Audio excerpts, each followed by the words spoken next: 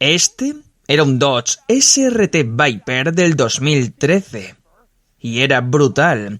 Como otros Viper, este tiene una transmisión manual unida a un motor V10 y este tiene además 640 caballos. A diferencia de otros Viper, sin embargo, este tiene un nivel de refinamiento que los Viper anteriores, bueno, simplemente no tenían. Y eso hace que mucha gente prefiera esta generación del Viper frente a todos los modelos anteriores. Hoy voy a analizar este Viper SRT de quinta generación y os voy a contar qué pienso de él y os voy a enseñar todos sus detalles y características. Muy bien, es hora de hablar de los detalles y características del Viper de quinta generación. Este coche proviene de una época en la que realmente estaban intentando impulsar SRT como marca de alto rendimiento y durante un par de años ni siquiera lo llamaban Dodge Viper, oficialmente era el SRT Viper. Y al final simplemente volvieron a cambiar el nombre, pero técnicamente este es un SRT Viper. Este modelo, esta generación del Viper, salió en 2013. Y fue algo importante porque la generación anterior del Viper había desaparecido después de 2010. Así que esto no fue simplemente un rediseño del Viper, sino un regreso. Todos temíamos que el Viper hubiera desaparecido para siempre después de que terminara la cuarta generación y entonces apareció esto. El Viper había vuelto y era más refinado. El objetivo de este Viper era más refinamiento y más lujo. El Viper había desarrollado en modelos anteriores la reputación de ser poco refinado, salvaje, difícil de controlar y duro de conducir y todas esas cosas brutales. Pero Dodge quería cambiar eso con este modelo, hacerlo más refinado, más lujoso y más caro. Y al hacerlo más elegante, también querían ofrecer más opciones de personalización. Colores, costuras, configuraciones especiales, todo tipo de cosas con las que otros fabricantes estaban ganando mucho dinero. Chrysler vio eso, tenía el Viper, pensó, podemos hacer lo mismo. Y ese fue el propósito de este Viper, más dinero, más refinamiento, más lujo y más beneficios gracias a todas estas opciones de personalización.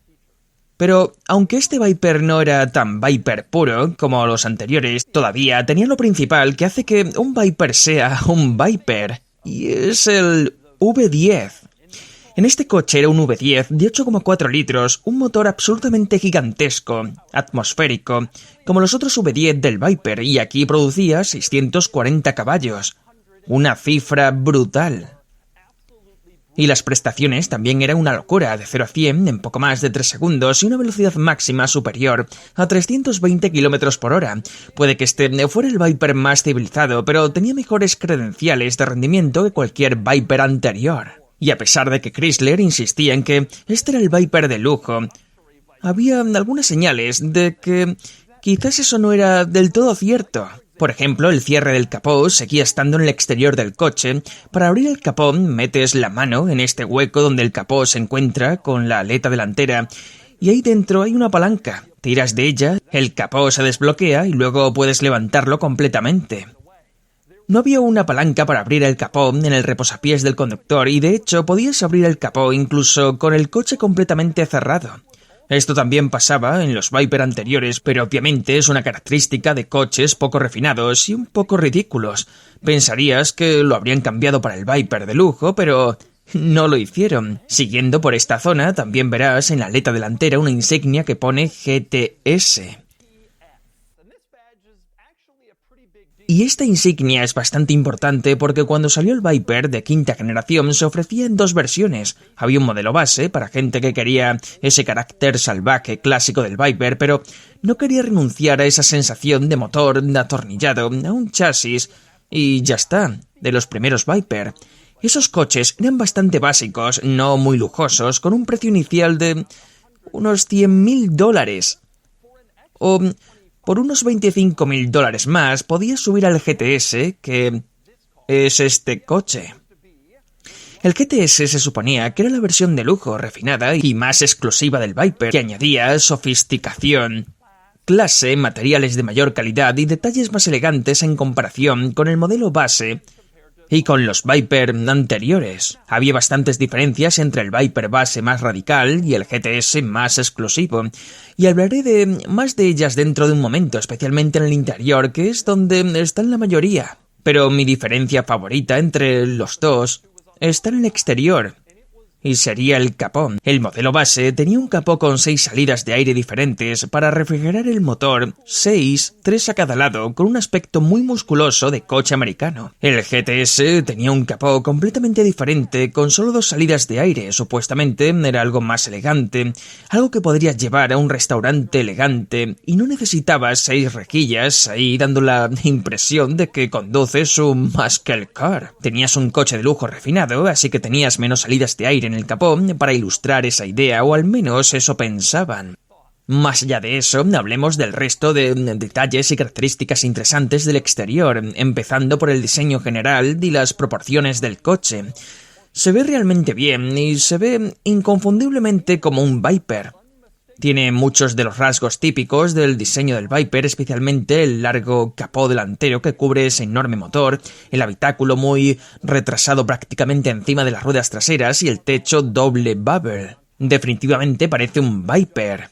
Aunque, siguiendo un poco la filosofía de este coche, también se ve más moderno y más refinado en comparación con el aspecto más crudo, básico, y sin terminar de los Viper anteriores. La quinta generación era básicamente un Viper con ropa más elegante, y aún así seguía teniendo algunos pequeños easter eggs en el exterior. Mi favorito es la tercera luz de freno, que es el logotipo del Viper.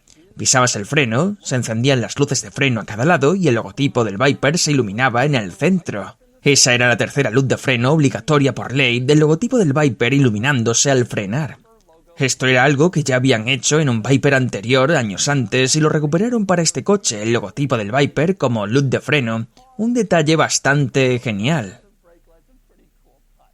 También es interesante en la parte trasera que, si miras de cerca ese logotipo del Viper, notarás que es diferente de los logotipos anteriores, y de hecho, eso fue algo que Dodge hizo de forma bastante discreta cuando lanzaron estos coches y el logotipo del Viper cambiaba con cada generación importante. Así que el modelo de quinta generación, este coche, recibió un logotipo completamente distinto respecto a los demás. Lo básico era lo mismo, la forma, el tamaño, la serpiente dentro, pero siempre se veía un poco diferente y eso también pasa aquí. Otro detalle interesante en el exterior, quizás el más interesante, es que hay una toma de aire detrás de las ventanillas delanteras que normalmente está ahí en coches con motor central para llevar aire al motor, pero este es un coche con motor delantero, así que ¿para qué sirve? Resulta que es para refrigerar los frenos. Esa toma tenía un conducto interior que enviaba aire hacia los frenos traseros para enfriarlos. No es habitual ver eso colocado ahí arriba, pero este coche lo tenía. También eran curiosas las manillas de las puertas. Te acercas al coche y no hay una manilla tradicional. En su lugar presionas este panel y electrónicamente la puerta se abre un poco. Hoy en día estamos bastante acostumbrados a los sistemas electrónicos de apertura de puertas, pero en su momento era una idea bastante interesante y le daba al Viper un poco más de carácter y emoción cuando abrías la puerta. Pasamos al interior del SRT Viper. Cuando entras aquí puedes ver claramente que hacía que el modelo GTS fuera la versión de lujo, y en general porque el Viper de quinta generación era un lugar más agradable que los Viper anteriores. De hecho, este GTS es especialmente bonito porque tiene el paquete interior GTS Laguna, que era una opción bastante rara que llevaba el interior al nivel más alto posible. Puedes ver este precioso cuero marrón por todo el salpicadero y los asientos y se ve realmente bien. Los propios asientos tienen este precioso patrón de costuras en forma de diamante en el centro y casi parece un guante de béisbol usado, y es perfecto. Hay costuras en contraste con todo el interior, en los paneles de las puertas, el salpicadero, la consola central. Todo aquí dentro se ve realmente bien en cuanto a materiales. Este era un coche de lujo, justo como ellos querían. Al menos cuando mirabas alrededor y veías los materiales y los colores, parecía que el Viper finalmente se había vuelto lujoso. Pero luego mirabas más de cerca y empezabas a tener dudas. Cuando abres la puerta, por ejemplo, con el logotipo del Viper se ve bastante bien y está sujetada por tornillos visibles, no exactamente lo más elegante del mundo. También en el umbral de la puerta puedes ver la etiqueta de advertencia del escape. porque cuando este era el Viper refinado y lujoso, el escape seguía saliendo por los laterales y todavía podías quemarte al entrar o salir del coche. Eso era un sello clásico del Viper antiguo, piernas quemadas. Y lo mantuvieron incluso en el Viper de lujo. Y por supuesto el escape suena bastante bien.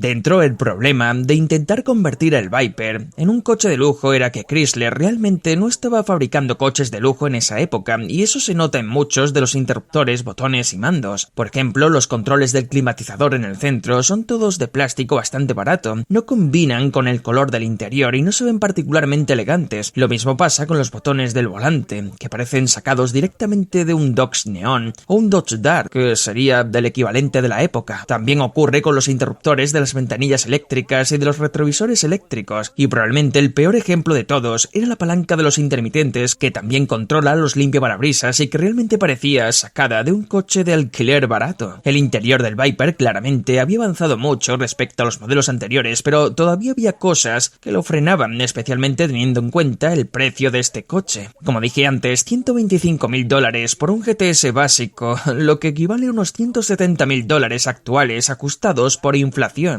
Si añadías el paquete interior Laguna, ya te acercabas a los $200.000. En dinero actual eso es muchísimo dinero para tener palancas y botones de plástico baratos en el Viper del lujo. Pero bueno, vamos con los detalles y características del interior, empezando por la agarradera del lado del pasajero, puedes verla aquí, y dejaba muy claro al subir al coche cuál era el propósito del vehículo. Sí, podía ser refinado, pero aún así tenías que agarrarte. También me gusta que, escondido entre los botones del climatizador, hay un botón para suspensión Street y otro para suspensión Race, y puedes cambiar entre ellos cuando quieras simplemente pulsando un botón. No tienes que entrar en un menú complicado para cambiar los modos de conducción, simplemente pulsas Street o pulsas Race como si estuvieras ajustando la temperatura. Asumieron que lo ibas a usar así de a menudo.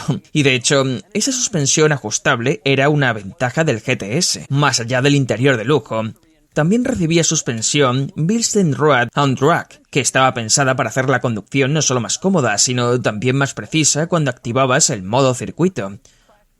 Otros beneficios del GTS también iban más allá del interior de lujo. Tenías más aislamiento acústico para intentar hacerlo más silencioso dentro, si eso era lo que querías de tu Viper.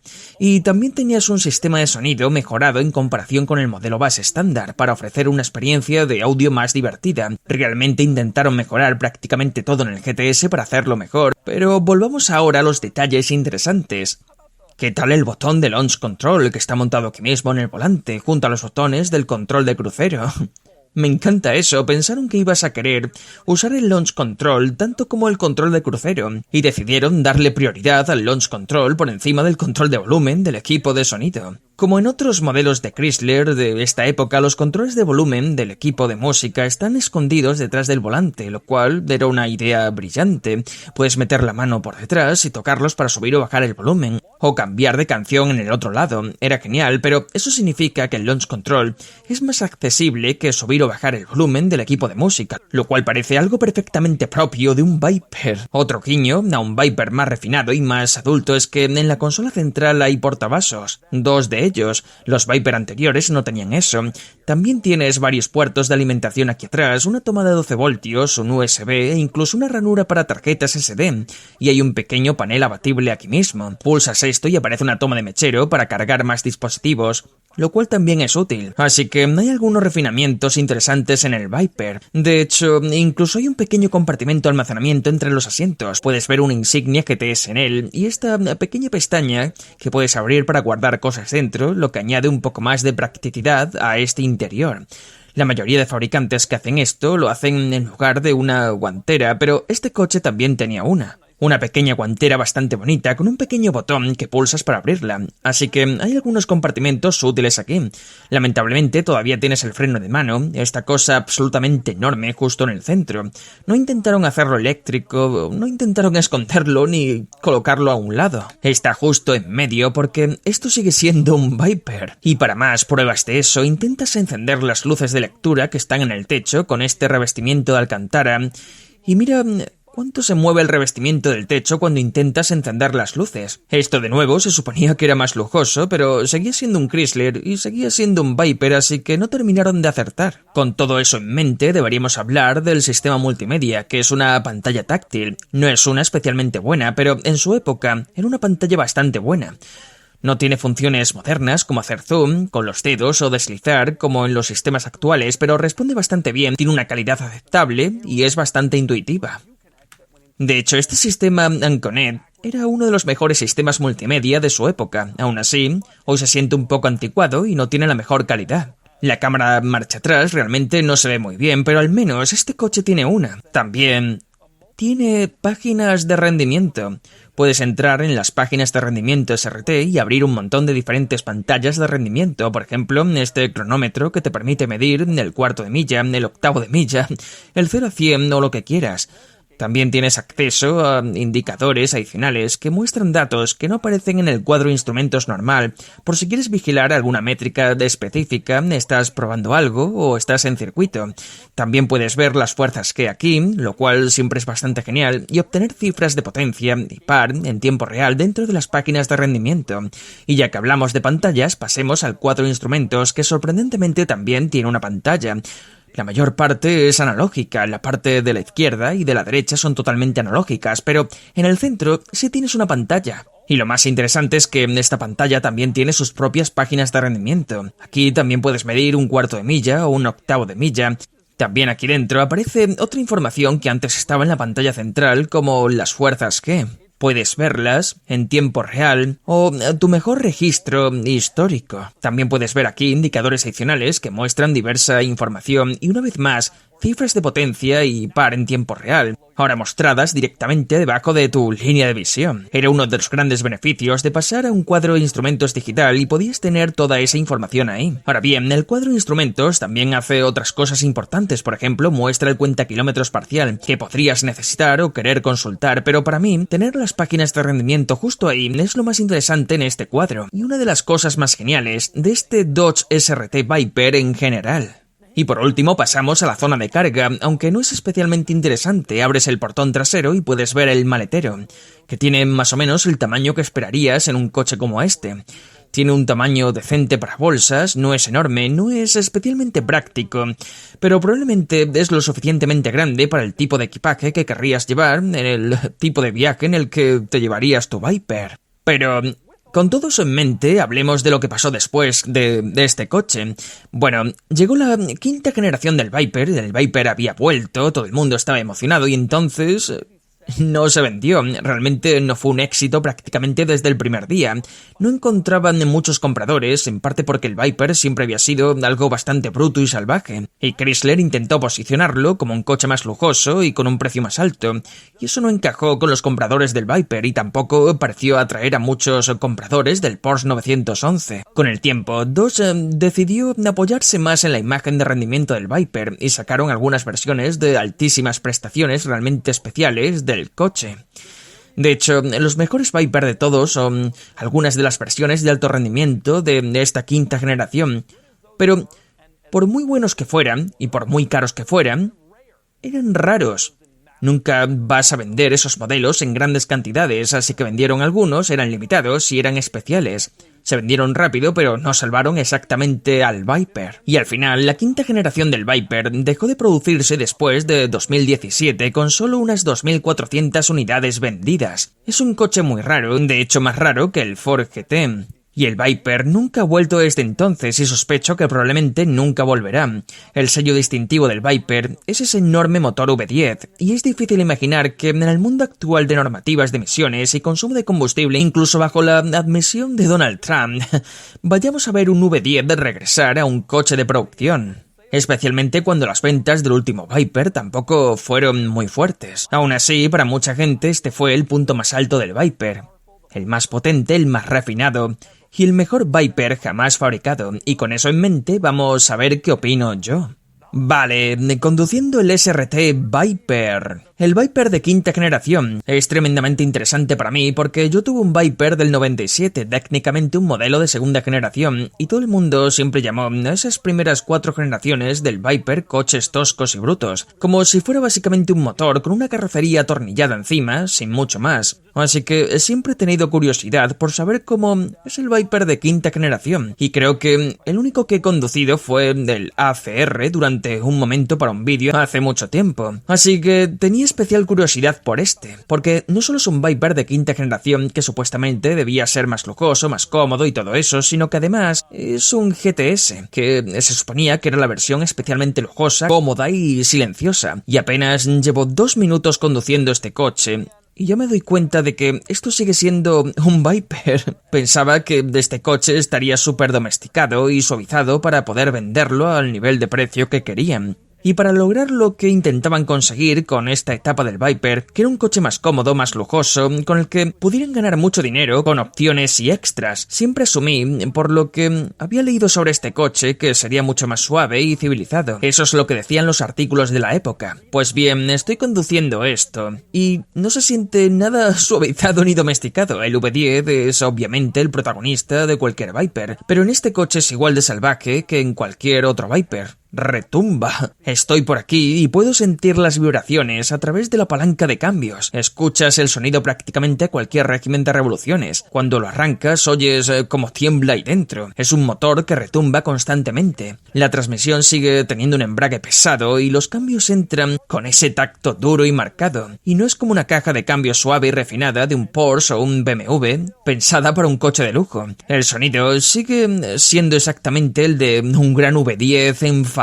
La suspensión sigue siendo un viaje áspero y ruidoso, ya sabes, con cosas vibrando y traqueteando. Realmente sigue siendo un Viper y siento como si me hubieran mentido toda la vida sobre el Viper de quinta generación. Sinceramente, con este Viper da la sensación de que simplemente cogieron uno anterior y lo vistieron un poco más elegante. Para mí no se siente mucho más lujoso, no se siente mucho más cómodo ni refinado. Ahora bien, esto no es algo malo. De hecho, creo que una de las razones por las que el Viper de última generación no tuvo tanto éxito como los modelos anteriores es porque intentaron domesticarlo un poco y también intentaron ponerle el precio de un coche domesticado. Y eso no era lo que la gente quería. La gente quería un coche que básicamente fuera como graduarse desde el Chevrolet Corvette. Y para mí, este coche es exactamente eso. Es como un Corvette más ruidoso. Pero Dodge realmente intentó atraer al público que comprara coches cargados de opciones y configuraciones personalizadas.